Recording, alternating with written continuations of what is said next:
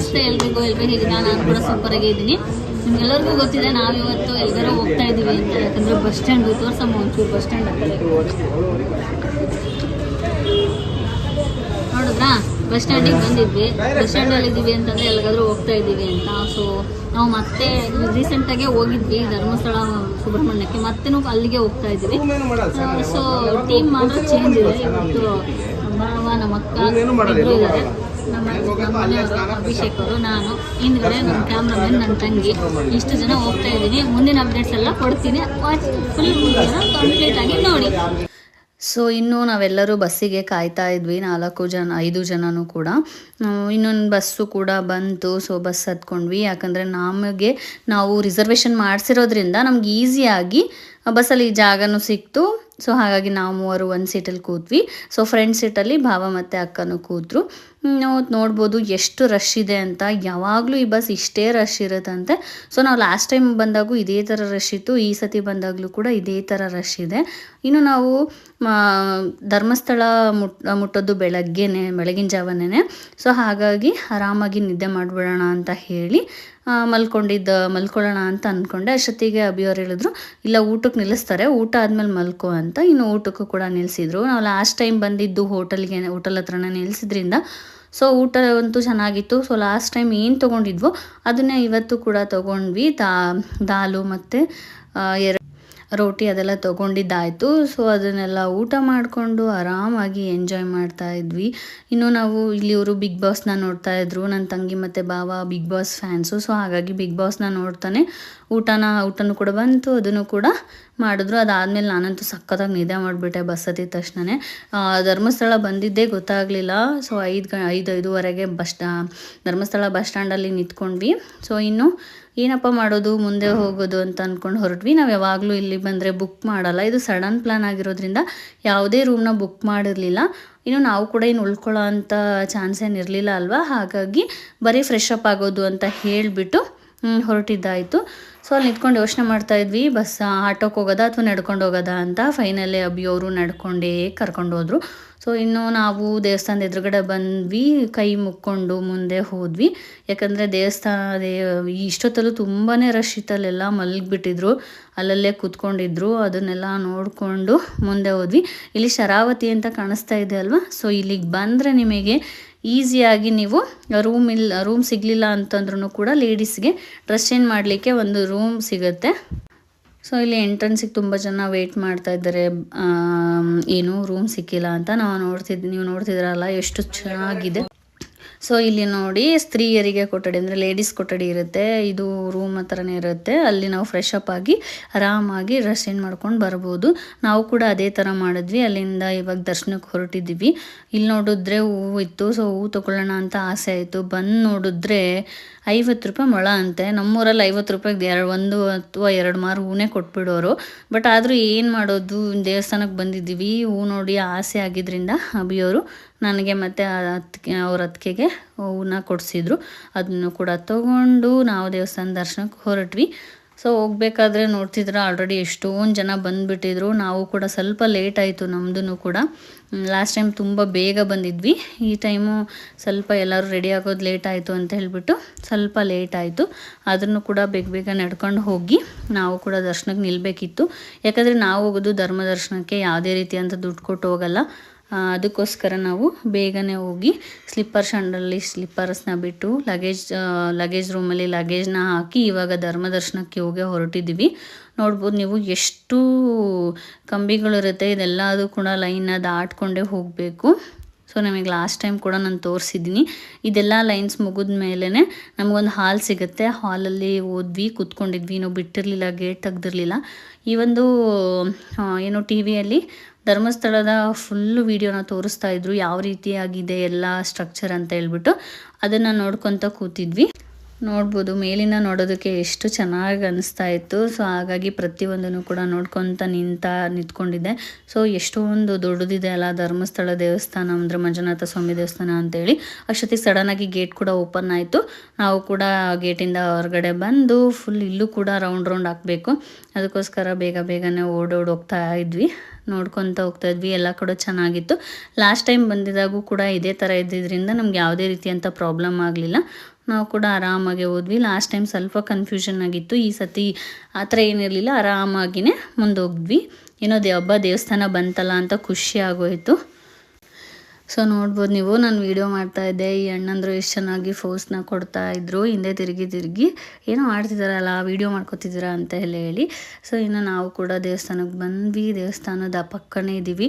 ಇನ್ನೊಂದು ರೌಂಡ್ ಹಾಕ್ಬಿಟ್ರೆ ದೇವಸ್ಥಾನದ ಒಳಗಡೆ ಹೋಗಿ ದರ್ಶನ ಮುಗಿಸ್ಕೊಂಡು ಹೊರಗಡೆ ಬಂದ್ವಿ. ಸೊ ಹೊರಗಡೆ ಬಂದ ತಕ್ಷಣವೇ ಇಷ್ಟೂ ಸ್ಕೈ ಕ್ಲಿಯರ್ ಆಗಿತ್ತು ಅಂತಂದರೆ ನಮ್ಮೂರಲ್ಲಿ ಈ ಥರ ನೋಡೋಕ್ಕೆ ಸಿಗೋದೇ ಇಲ್ಲ. ಅದಾದಮೇಲೆ ಎಲ್ಲರೂ ಕೆಲವೊಂದು ಫೋಟೋಸ್ಗಳ್ನ ತೊಗೊಂಡ್ವಿ. ಪ್ರಸಾದನೂ ಕೂಡ ಒಳಗಡೆಯಿಂದನೇ ತೊಗೊಂಡು ಬಂದಿದ್ವಿ. ಇನ್ನು ದೇವಸ್ಥಾನ ಸುತ್ತಮುತ್ತ ತುಂಬಾ ಜನ ಇದ್ದರು. ಅದಾದಮೇಲೆ ನಾವು ಕೂಡ ಕೆಲವೊಂದು ಫೋಟೋಸ್ನ ತೊಗೊಂಡ್ವಿ. ನೋಡಿ ಫೋಟೋಸ್ ಈ ಥರ ಇದೆ. ಎಲ್ಲರೂ ನಿಂತ್ಕೊಂಡು, ಬಿಸಿಲಂತೂ ಕಣ್ಣಿಗೆ ಹೊಡಿತಾ ಇತ್ತು, ಯಾಕಂದರೆ ಇದು ಪೂರ್ವ ಮುಖ ಇರೋದ್ರಿಂದ ತುಂಬಾ ಬಿಸಿಲಿತ್ತು. ಅದಾದಮೇಲೆ ಲಗೇಜ್ ತೊಗೊಂಡು ಸ್ಲಿಪ್ಪರ್ಸ್ನ ಹಾಕ್ಕೊಂಡು ನೆಕ್ಸ್ಟು ನಮ್ಮ ಪಯಣ ಇನ್ನೂ ಕುಕ್ಕೆ ಸುಬ್ರಹ್ಮಣ್ಯಕ್ಕೆ ಹೋಗಬೇಕಾಗಿತ್ತು. ಹಾಗಾಗಿ ಈ ಕಡೆ ಬಂದ್ವಿ. ಇಲ್ಲಿ ಟ್ಯಾಕ್ಸಿ ರೇಟ್ ಕೇಳಿದ್ವಿ, ಸಖತ್ತಾಗೆ ಕಾಸ್ಟ್ಲಿ ಆಗಿತ್ತು. ಬೇಡ, ನಮ್ಮ ಬಜೆಕ್ಟಿಗೆ ಅದಲ್ಲ ಅಂತ ಹೇಳಿ ಬಸ್ ಸ್ಟ್ಯಾಂಡ್ ಕಡೆಗೆ ಹೊರಟ್ವಿ. ಸೊ ಧರ್ಮಸ್ಥಳಕ್ಕೆ ಬಾಯ್ ಮಾಡ್ತಾ ಕುಕ್ಕೆ ಸುಬ್ರಹ್ಮಣ್ಯಕ್ಕೆ ಹೇಳ್ಬೇಕು ಅಂತ ಹೇಳಿ ಹೊರಟಾಗ ನಮಗೊಂದು ಬಸ್ ಸಿಕ್ತು. ಸದ್ಯಕ್ಕೆ ನಮ್ಮ ಪುಣ್ಯಕ್ಕೆ ಸ್ಲೀಪರ್ ಬಸ್ ಸಿಕ್ತು. ಪರ್ ಹೆಡ್ 100 ರೂಪೀಸ್ ಅಂದರು. ಹೋದ್ರೆ ಹೋಯ್ತು ಅಂತ ಹೇಳ್ಬಿಟ್ಟು ಹತ್ಬಿಟ್ವಿ. ಯಾಕಂದರೆ ನಾರ್ಮಲ್ ಬಸ್ಸಿಗೆ 80 ರೂಪಾಯಿ ಕೊಡಬೇಕು, ಇದಕ್ಕೆ 100 ರೂಪೀಸ್ ಆದರೆ ಮಲ್ಕೊಂಡು ಹೋಗ್ಬೋದಲ್ವ. ಸೊ ಆರಾಮಾಗಿ ನೇಚರ್ ನೋಡ್ಕೊತ ಸ್ವಲ್ಪ ಹೊತ್ತು ನೋಡಿದಾದಮೇಲೆ ಆರಾಮಾಗಿ ನಿದ್ದೆನೂ ಕೂಡ ಮಾಡಿದ್ವಿ. ತುಂಬ ಕಂಫರ್ಟಬಲ್ ಆಗಿತ್ತು. ಹೊರ್ಗಡೆನೂ ಕೂಡ ಸೀನ್ರಿ ಚೆನ್ನಾಗಿತ್ತು. ಒಂದು ಸ್ವಲ್ಪ ಹೊತ್ತು ನೋಡಿದ ತಕ್ಷಣವೇ ಕರ್ಟನ್ಸ್ನೆಲ್ಲ ಹಾಕ್ಕೊಂಡು ಆರಾಮಾಗಿ ಬಿದ್ಕೊಂಡಿದ್ದಾಯಿತು. 1 ಅವರ್ ತುಂಬಾ ಚೆನ್ನಾಗಿ ನಿದ್ದೆ ಬಂತು ಅಂತಲೇ ಹೇಳ್ಬೋದು. ಬೆಳಗ್ಗೆಯಿಂದ ನಿಂತಿದ್ದು ಸುಸ್ತು ಅಥವಾ ನೈಟ್ ಜರ್ನಿ ಸುಸ್ತು ಎಲ್ಲ ಸ್ವಲ್ಪ ಸುಧಾರಿಸ್ಕೊಂಡ್ವಿ ಅನಿಸುತ್ತೆ. ಇನ್ನು ಚಾರ್ಜಿಂಗ್ ಪಾಯಿಂಟ್ ಇತ್ತು, ಹಾಗಾಗಿ ಚಾರ್ಜನ್ನು ಕೂಡ ಮಾಡಿಕೊಂಡು ಆರಾಮಾಗಿ ಎಂಜಾಯ್ ಮಾಡಿದ್ವಿ. ನನಗಂತೂ ಈ ಬಸ್ ತುಂಬಾ ಕಂಫರ್ಟಬಲ್ ಅನ್ನಿಸ್ತು. ಇನ್ನು ಅದೆಲ್ಲ ಮುಗಿದ ತಕ್ಷಣವೇ ನಾವು ನೆಕ್ಸ್ಟು ಕುಕ್ಕೆ ಸುಬ್ರಹ್ಮಣ್ಯಕ್ಕೆ ಹೋಗಬೇಕಾಗಿತ್ತಲ್ವ. ಸೊ ಅದಕ್ಕೋಸ್ಕರನೇ ಬೇಗನೆ ಬಸ್ಸು ಹೋದ ತಕ್ಷಣ ಏನೇನೆಲ್ಲ ಪ್ಲ್ಯಾನ್ ಇತ್ತು ಅಂತೆಲ್ಲ ಹೇಳಿ ಪ್ಲ್ಯಾನ್ ಮಾಡ್ಕೊಂಡ್ವಿ. ಇದಂತೂ ತುಂಬಾ ಬೆಸ್ಟ್ ಎಕ್ಸ್ಪೀರಿಯೆನ್ಸ್ ಅಂತಲೇ ಹೇಳ್ಬೋದು ಈ ಟ್ರಿಪ್ಪಲ್ಲಿ, ಈ ಒಂದು ಬಸ್ಸಿಂದು. ಅದಾದ ತಕ್ಷಣವೇ ನಮಗೆ ಬಂದಿದ್ದು ಕುಕ್ಕೆ ಸುಬ್ರಹ್ಮಣ್ಯ ಊರು. ಸೊ ಕುಕ್ಕೆ ಸುಬ್ರಹ್ಮಣ್ಯಕ್ಕೆ ಬಂದ ತಕ್ಷಣವೇ ಈ ಬಿಸಿಲು ತಡ್ಕೊಳಕ್ಕೆ ಆಗ್ತಾಯಿರಲಿಲ್ಲ, ಅಷ್ಟೊಂದು ಬಿಸಿಲಿತ್ತು. ಇನ್ನು ಬಸ್ಸಿಂದ ಇಳಿಬೇಕಾದ್ರೆ ತುಂಬ ಬೇಜಾರು ಅನ್ನಿಸ್ತಿತ್ತು, ಎಷ್ಟು ಬೇಗ ಬಂತಲ್ಲ ಅಂತ ಹೇಳಿ. ಸೊ ಮೇಲ್ಗಡೆ ಸೀಟ್ ಸಿಕ್ಕಿದ್ರಿಂದ ಅದನ್ನು ಕೆಳಗಡೆನೂ ಕೂಡ ಇಳಿಬೇಕಾಗಿತ್ತು. ಎಲ್ಲ ಸ್ಲಿಪ್ಪರ್ಸ್ನ ತೊಗೊಂಡು ಇಳಿದು ನಾವು ದೇವಸ್ಥಾನದ ಕಡೆ ಹೊರಟ್ವಿ. ನಾವು ಧರ್ಮಸ್ಥಳದಲ್ಲಿ ಏನೂ ಟಿಫನ್ ಮಾಡಿರಲಿಲ್ಲ, ಅಭಿ ಹಂಗೆ ಕರ್ಕೊಂಡು ಬಂದುಬಿಟ್ಟಿದ್ರು. ಸೊ ಹಾಗಾಗಿ ಮೊದಲಿಗೆ ಟಿಫನ್ ಮುಗಿಸ್ಕೊಂಡೆ ದರ್ಶನಕ್ಕೆ ಹೋಗೋಣ ಅಂತ ಹೇಳಿ, ಟಿಫನಿಗೆ ಹೋಗೋಣ ಅಂತ ಹೇಳಿ ಫಸ್ಟು ಹೋಟ್ಲು ಹುಡುಕ್ತಾ ಇದ್ವಿ. ನಾವು ಯಾವಾಗಲೂ ಒಂದು ಹೋಟ್ಲಿಗೆ ಬರ್ತೀವಿ, ಅದೇ ಹೋಟ್ಲು ಬೇಕು ಅಂತ ಹೇಳಿಬಿಟ್ಟು ಅಲ್ಲಿಗೆ ಬರ್ತಾಯಿದ್ವಿ. ಸೊ ಬಿಸಿಲು ನೋಡ್ಬೋದು ನೀವು, ಸಖತ್ತಾಗಿತ್ತು. ಸೊ ಸಖತ್ತಾಗಿ ಫುಲ್ ಬಿಸಿಲಿರೋದ್ರಿಂದ ಅದರಲ್ಲೂ ಕೂಡ ದೇವ್ರನ್ನ ನೋಡಿ ದೇವಸ್ಥಾನ ನೋಡಿದ್ರೆ ಏನೋ ಸಮಾಧಾನ. ಇಲ್ಲಿ ನೋಡ್ಬೋದು ನೀವು ಮೈಸೂರು ಕೆಫೆನ. ನಮಗಂತೂ ಇಲ್ಲಿ ಊಟ ಎಲ್ಲದಕ್ಕಿಂತ ಬೆಸ್ಟ್ ಅನಿಸುತ್ತೆ, ಅಂದರೆ ಈ ಕಡೆ ಭಾಗದಲ್ಲಿ. ಹಾಗಾಗಿ ಇಲ್ಲೇ ಟಿಫನ್ ಮಾಡಿಬಿಟ್ಟೆ ಹೋಗೋಣ ಅಂತ ಹೇಳಿ ಹೊರಟಿದ್ದಾಯಿತು. ಇನ್ನು ಇಲ್ಲಿ ತುಂಬ ಜನನೇ ಇದ್ದರು. ಎಂಟ್ರೆನ್ಸಿಗೆ ಇಲ್ಲಿ ಡ್ರೈ ಫ್ರೂಟ್ಸು ಮತ್ತು ಮಸಾಲೆ ಐಟಮ್ಸ್ನೆಲ್ಲ ಇಟ್ಟಿದ್ರು. ಅದನ್ನು ತೊಗೊಳೋದಕ್ಕೂ ಕೂಡ ತುಂಬ ಜನನೇ ನಿಂತಿದ್ರು ಅಂತ ಹೇಳ್ಬೋದು. ಇಲ್ಲೆಲ್ಲ ಕರುಗಳು ಹಸುಗಳಿದ್ವು, ಅವಕ್ಕೆಲ್ಲ ನಮಸ್ಕಾರ ಮಾಡಿಕೊಂಡು ಒಳಗಡೆ ಹೋದ್ವಿ. ಇಲ್ಲೆಲ್ಲ ಡ್ರೈ ಫ್ರೂಟ್ಸ್ ತೊಗೊಳ್ಳೋರು ಮತ್ತು ಮಸಾಲೆ ಐಟಮ್ಸ್ಗಳನ್ನ ತೊಗೋತಾಯಿದ್ರು. ನಾವಂತೂ ಡೈರೆಕ್ಟಾಗಿ ಹೋಟೆಲ್ಗೆ ಹೋದ್ವಿ. ಅಲ್ಲೂ ಹೋಟೆಲ್ ತುಂಬಾ ರಶ್ ಇತ್ತು. ಎಲ್ಲಾದರೂ ಸೀಟ್ ಸಿಗುತ್ತಾ ಅಂತ ನೋಡಿ ಮೊದಲು ಕೂತ್ಕೊಂಡ್ಬಿಟ್ವಿ. ಅದಾದಮೇಲೆ ಆರ್ಡ್ರ್ ಮಾಡಿದ್ದು ನಾನಂತೂ ದೋಸೆ ಆರ್ಡ್ರ್ ಮಾಡಿಕೊಂಡೆ. ಸೊ ದೋಸೆ ಮತ್ತು ಪಲಾವ್ನ ಆರ್ಡ್ರ್ ಮಾಡ್ಕೊಂಡಿದ್ವಿ. ಎಲ್ಲರೂ ಕೂಡ ದೋಸೆ ಮತ್ತು ಪಲಾವ್ನ ತಿಂದ್ವಿ. ತುಂಬಾ ಹೊಟ್ಟೆ ಹಸ್ತಿದ್ರಿಂದ ಸಖತ್ತಾಗಿ ಊಟ ಅಂತೂ ಎಂಜಾಯ್ ಮಾಡ್ಕೊತ ತಿಂದಿದ್ದಾಯಿತು. ನನಗಂತೂ ಈ ಕಡೆ ಇದರಲ್ಲಿ ಈ ಒಂದು ಹೋಟೆಲ್ ಫುಡ್ ತುಂಬಾ ಇಷ್ಟ ಆಗುತ್ತೆ. ಅದಕ್ಕೋಸ್ಕರ ಇಲ್ಲೇ ಊಟ ಆದ ತಕ್ಷಣವೇ ಒಂದು ಜ್ಯೂಸನ್ನ ಕುಡಿದ್ವಿ. ಬಿಕಾಸ್ ತುಂಬಾ ಒಂಥರ ಬಿಸಿಲಿಗೆ ಶಾಖ ಅನ್ನಿಸ್ತಿತ್ತು. ಅದಕ್ಕೋಸ್ಕರ ಎಲ್ಲರಿಗೂ ಕೂಡ 2x4 ಜ್ಯೂಸ್ ಕೂಡ ಮಾಡಿಸಿದ್ವಿ. ಸೊ ಹಾಗಾಗಿ ಜ್ಯೂಸನ್ನ ಕುಡಿದ್ವಿ. ಇನ್ನು ಹೊರಗಡೆ ಬಂದ ತಕ್ಷಣವೇ ಮೇನ್ ದೇವಸ್ಥಾನ ಕ್ಲೋಸ್ ಆಗಿಬಿಟ್ಟಿತ್ತು. ಅದಕ್ಕೋಸ್ಕರ ಹಿಂದ್ಗಡೆ ಇದೆ ಅಲ್ವಾ ಹಳೆ ದೇವಸ್ಥಾನ, ಅಲ್ಲಿಗೆ ಮೊದಲು ಹೋಗಿ ಬಂದುಬಿಡೋಣ, ಆಮೇಲೆ ಈ ದೇವಸ್ಥಾನ ಓಪನ್ ಆಗುತ್ತೆ ಅವಾಗ ಹೋಗೋಣ ಅಂತ ಹೇಳಿ ಅಲ್ಲಿಗೆ ಹೋಗ್ತಾ ಇದ್ದೀವಿ. ಅಲ್ಲಿಗೆ ಹೋಗ್ತಾ ಇರಬೇಕಾದ್ರೆ ನೀವು ನೋಡ್ತಿದ್ದೀರಾ ತುಂಬಾ ಜನ ಇದ್ದಾರೆ. ಯಾವಾಗಲೂ ಕೂಡ ಈ ಒಂದು ಪುಣ್ಯಕ್ಷೇತ್ರಗಳಲ್ಲಿ ಇಷ್ಟೇ ಜನ ಇರ್ತಾರೆ ಅನಿಸುತ್ತೆ. ನಾವು ಲಾಸ್ಟ್ ಟೈಮ್ ಬಂದಾಗೂ ಇದೇ ಥರ ಜನ ಇದ್ದರು, ಇವಾಗಲೂ ಕೂಡ ಇದೇ ಥರನೇ ಜನ ಇದ್ದಾರೆ. ಇಲ್ಲೊಂದು ನದಿ ಹರಿಯುತ್ತೆ ಅಲ್ವಾ, ಅಲ್ಲೆಲ್ಲ ಕಲ್ಲಲ್ಲಿ ಮನೆಗಳ್ನೆಲ್ಲ ಕಟ್ಟಿರ್ತಾರೆ. ಅದನ್ನು ನೋಡೋದೇ ಒಂಥರ ಚೆಂದ. ಇನ್ನೊಂದು ಸ್ವಲ್ಪ ಜನ ಅಲ್ಲಿ ಸ್ನಾನ ಎಲ್ಲ ಮಾಡ್ಕೋತಾ ಇದ್ದರು. ನಾವಿನ್ನೇನು ಅದೇ ಒಂದು ಸೇತುವೆಯಿಂದ ಹಿಂಗೆ ಹೋಗಬೇಕಾದ್ರೆ ಅದೆಲ್ಲ ಕಾಣಿಸ್ತಾ ಇತ್ತು. ಅಲ್ಲೆಲ್ಲ ಮನೆಗಳ್ನ ಕಟ್ಟಿರೋದು ಅದೆಲ್ಲ ಅದೇನೋ ನಂಬಿಕೆ, ಇಲ್ಲಿ ಕಲ್ಲಿಂದ ಮನೆ ಕಟ್ಟಿದರೆ ನಾವು ಕೂಡ ಬೇಗನೆ ಮನೆ ಕಟ್ತೀವಿ ಅಂತ ಹೇಳಿ.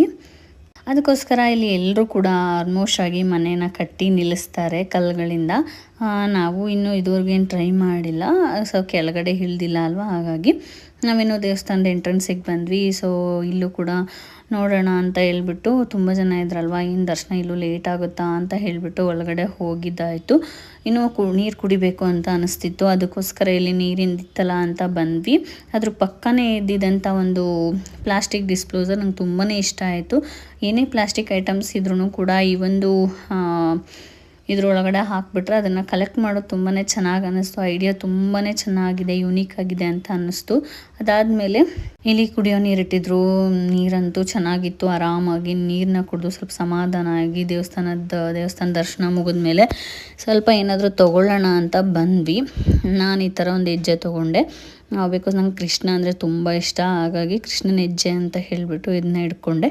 ಅದಾದಮೇಲೆ ಅಲ್ಲಿಂದ ನಾವು ಇನ್ನೇನು ರೈಲ್ವೆ ಸ್ಟೇಷನಿಗೆ ಹೋಗಬೇಕಾಗಿತ್ತು, ಟ್ರೈನ್ ಬಂದುಬಿಡುತ್ತೆ ಅಂತ ಹೇಳಿ ಒಂದು ಟ್ಯಾಕ್ಸಿಗೇ ಹತ್ತಿದ್ವಿ. ಆ ಟ್ಯಾಕ್ಸಿಯಲ್ಲಿ ಆರಾಮಾಗಿ ಕೂತ್ಕೊಂಡಿದ್ವಿ, ಎಲ್ಲರಿಗೂ ಸೀಟ್ ಸಿಕ್ಕಿತ್ತು. ಆರಾಮಾಗಿ ಒಬ್ರಿಗೊಬ್ರು ಕಾಲು ಎಳ್ಕೊಂತ ಆರಾಮಾಗಿ ಹೋಗ್ತಾ ಇದ್ವಿ. ಇನ್ನು ಐಸ್ ಕ್ರೀಮ್ ಕೊಡಿಸಿದ್ರು ಅಭಿಯವರು. ಸೊ ಎಲ್ಲರೂ ಕೂಡ ಐಸ್ ಕ್ರೀಮ್ನ ತಿಂದ್ಕೊಂಡು ಎಂಜಾಯ್ ಮಾಡ್ತಾ ರೈಲ್ವೆ ಸ್ಟೇಷನಿಗೆ ಬಂದ್ವಿ. ಸೊ ಇಲ್ಲಿ ಬಂದ ಮೇಲೆ ಟ್ರೈನ್ ತುಂಬಾ ಲೇಟಾಗಿತ್ತು. ಟ್ರೈನು ಲೇಟಾಗೂ ಬಂತು, ಹಾಗೆ ತುಂಬ ಹೊತ್ತು ನಿಂತಿತ್ತು. ನಮ್ಮ ಒಂದು ಇಂಟೆನ್ಷನ್ ಇದ್ದಿದ್ದು ನಾವು ಸಕಲೇಶ್ಪುರ ವ್ಯೂ ನೋಡಬೇಕು ಅಂತ, ಬಟ್ ಇಲ್ಲಿ ಏನೂ ಸಿಗಲಿಲ್ಲ ನಮಗೆ. ಸೊ ಅದಕ್ಕೋಸ್ಕರ ಬಾವ ಇಲ್ಲಿ ಕಂಪ್ಲೇಂಟ್ ಮಾಡ್ತಾ ಇದ್ದಾರೆ ರೈಲ್ವೆ ಡಿಪಾರ್ಟ್ಮೆಂಟಿಗೆ, ಬಿಕಾಸ್ ನಮಗೆ ನೆಕ್ಸ್ಟ್ ಟ್ರೈನಿಗೆ ಟೈಮ್ ಆಗುತ್ತೆ ಅಂತ ಹೇಳಿ. ಅದಾದಮೇಲೆ ಅಲ್ಲಿಂದ ಅರಸೀಕೆರೆಗೆ ನಾವು ಬೇರೆ ಟ್ರೈನ್ನ ಹಿಡ್ಕೊಂಡಿದ್ವಿ ಟಿಪ್ಟೂರಿಂದ. ಸೊ ಅಲ್ಲಿ ಬರಬೇಕಾದ್ರೆ ಅಂತೂ ಹಾಸನಿಂದ, ಸೊ ಅಲ್ಲಂತೂ ಸಿಕ್ಕಾಪಟ್ಟೆ ಜಗಳ ಮಾಡ್ತಾಯಿದ್ರು ಈ ಬೋಗಿಯಲ್ಲಿ. ನಾವು ಲೇಡೀಸ್ ಬೋಗಿ ಅಂತ ಹತ್ಬಿಟ್ವಿ, ಬಟ್ ತುಂಬಾ ಜಗಳ ಆಗ್ತಾಯಿತ್ತು, ಬಟ್ ಎಂಜಾಯ್ ಮಾಡಿದ್ವಿ. ಇದಾಗಿತ್ತು. ಇದಾದಮೇಲೆ ನಾವು ಹರಿಹರ ಬಸ್ ಸ್ಟ್ಯಾಂಡಿಗೆ ಬಂದಾಗ 2:30 ಆಗಿಬಿಟ್ಟಿತ್ತು. ಸೊ ಇಲ್ಲಿಂದ ಮನೆಗೆ ಹೋದ್ವಿ. ಇದಾಗಿತ್ತು ನಮ್ಮ ಇವತ್ತಿನ ದಿನದ ಟ್ರಿಪ್. ಮತ್ತೆ ಸಿಗ್ತೀವಿ ಇನ್ನೊಂದು ವಿಡಿಯೋದೊಂದಿಗೆ.